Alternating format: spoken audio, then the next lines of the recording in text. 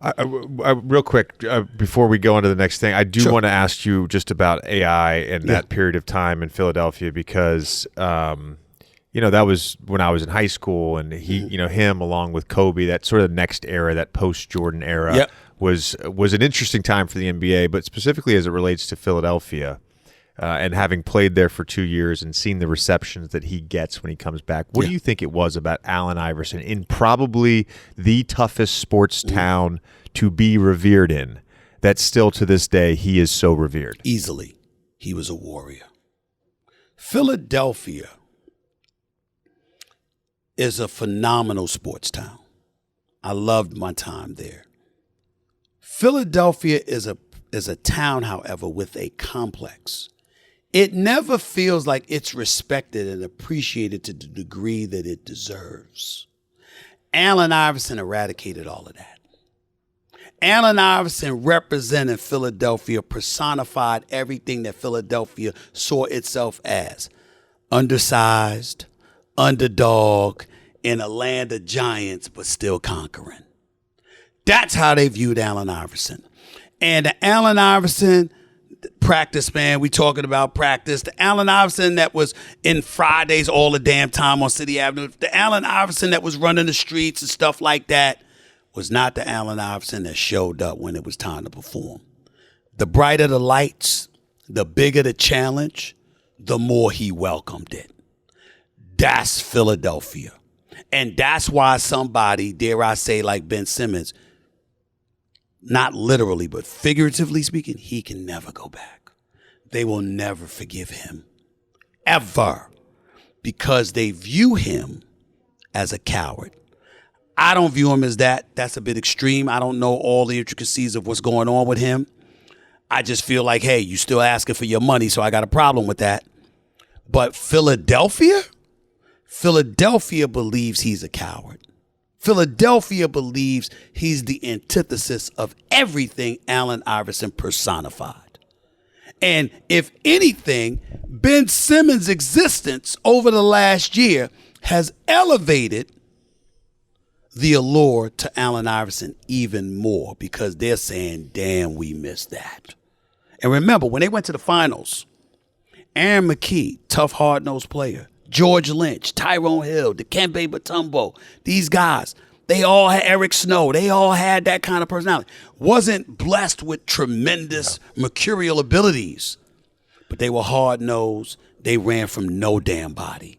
And Allen Iverson was their star. Yeah. We talked about this with Gary Payton last week. I'm curious what you think about it. Having a little bit of sympathy for some of the guys now, not just in the NBA, but just, pro athletes in general, with social media and with the constant barrage of criticism and attention all the time with everything. They make a mistake and it becomes a 24-hour talking point. But Gary was like, I don't think I would have been able to make it if I was playing, if I was doing everything I was doing off the court. Yeah. If I was like his son now, if I was playing now, I wouldn't be able to make it.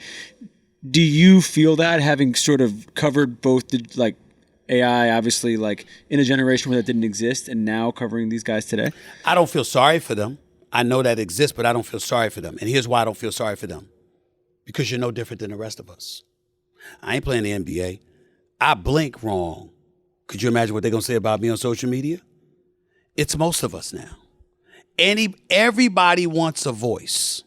Everybody wants their voice to be heard. And by the way, it's not because they have this insatiable appetite to be heard. They think it can be monetized. And in some cases, it can.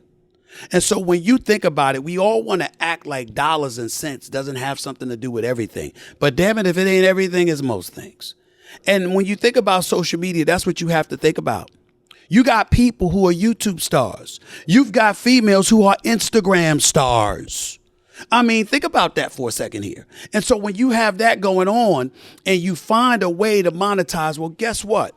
The vast majority of American citizens ain't making but so much money. And so not only that, they got to show up to work. They got to answer the bosses they don't want to answer to. They got to show up to a job they want to show up to. They got to travel to get to that job through a means of transportation they would prefer not to utilize. You got all of this going on, and all of a sudden, I can get on my computer straight out of bed and make myself some money. If I can somehow, some way manufacture whatever abilities I have into something that resonates to an audience, that's how they're thinking. For example, JJ Redick complains all the time about being misquoted. He is absolutely right. What did I say to him? I didn't say to him he wouldn't be misquoted. I said, get used to it. It happens all the time. You know how many times people will clickbait something and they put a headline and it had nothing to do with what I said? It's aggregate bullshit. That's right. That's what they do it, right? Yeah. Because that way you click on it and you read the article. Here's where it's a problem for somebody like me. Half the time people hold stuff against me based on the headline. They never even read the article. They never even saw the clip. They saw the headline and they said, that damn Stephen A, here you go again. And they do stuff like that. I accept it. I understand that it comes with the territory. I understand the reason for its existence. And the modern day player has to understand it too, because if you want to utilize something to your advantage, you have to recognize its detriment. You have an obligation to do that.